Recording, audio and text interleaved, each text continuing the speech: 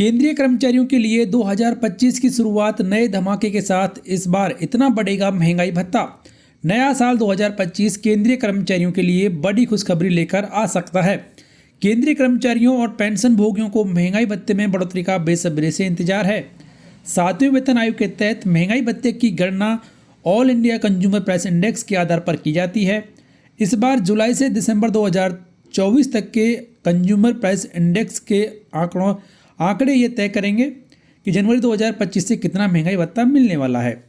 अक्टूबर 2024 तक के जारी आंकड़ों के आधार पर यह तय है कि जनवरी 2025 में डीए में 3% बढ़ोतरी होने की संभावना है। नवंबर और दिसंबर के आंकड़ों का अभी इंतजार है, इसके बाद ही फाइनल नंबर तय होगा। मगर नवंबर और दिसंबर 2024 में भी यह आंकड़ा 145 के आसपास रहता है, तो जनवरी 2025 में डीए बढ़कर 56% हो जाएगा।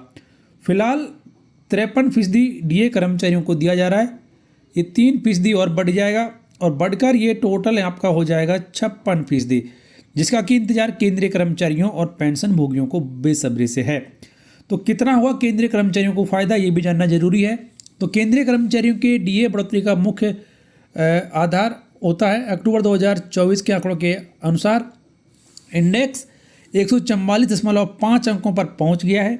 पिछले महीनों के डेटा को जोड़कर यह स्पष्ट है कि सरकार नए साल में डीए को 53% से बढ़ाकर 56% कर सकती है।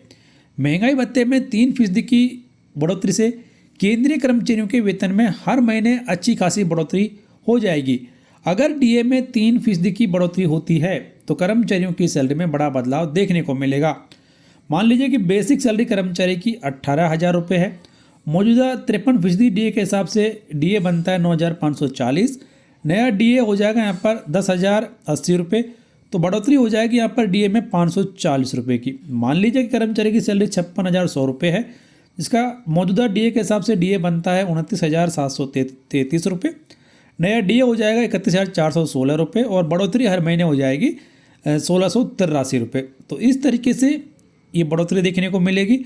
हालांकि नवंबर 2024 का अखिल भारतीय उपभोक्ता सूचकांक अभी आना बाकी है, दिसंबर का भी आना बाकी है, लेकिन अभी तक जो आंकड़े आए हैं उसके आधार पर यह तय हो चुका है कि 3% महंगाई भत्ता आपका बढ़ने वाला है जनवरी 2025 से। हालांकि इसका ऐलान सरकार के द्वारा किया जाएगा मार्च और सितंबर के आसपास, यानी कि होली के आसपास इसका ऐलान सरकार के द्वारा किया जाएगा। ये भी जान लीजिए कि पिछला जो ट्रेंड है अखिल भारतीय उपभोक्ता मूल्य सूचकांक का, वो क्या कहता है उसके बारे में भी। तो सितंबर 2024 में अखिल भारतीय उपभोक्ता मूल्य सूचकांक का आंकड़ा 143.7 अंक पर था। अक्टूबर में यह बढ़कर 144.5 पर पहुंच गया था, जिससे डीए स्कोर 55.05% के करीब पहुंच गया।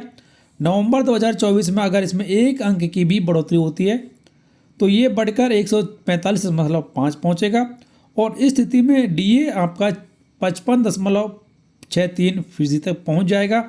वहीं दिसंबर में अगर इंडेक्स में 0.50 अंक की बढ़ोतरी होती है तो अंक बढ़कर आपका 140 हो जाएगा और इस स्थिति में महंगाई भत्ता आपका बढ़कर 56.29% हो जाएगा। हालांकि यह सब कुछ दिसंबर में जारी किए जाने वाले औपचारिक आंकड़ों के आधार पर निर्भर करेगा, लेकिन जो ट्रेंड मौजूदा समय में चल रहा है उसके आधार पर 3% महंगाई भत्ता आपका बढ़ने वाला है जनवरी 2025 से। तो इसके बारे में आपकी राय कमेंट बॉक्स में जरूर लिखें। वीडियो को लाइक कर दें, शेयर कर दें आपके दोस्तों के साथ। चैनल सब्सक्राइब कर बेल आइकन प्रेस कर लें और नोटिफिकेशन ऑन कर दें, जिससे हर एक लेटेस्ट अपडेट आप सबसे पहले देख पाएंगे।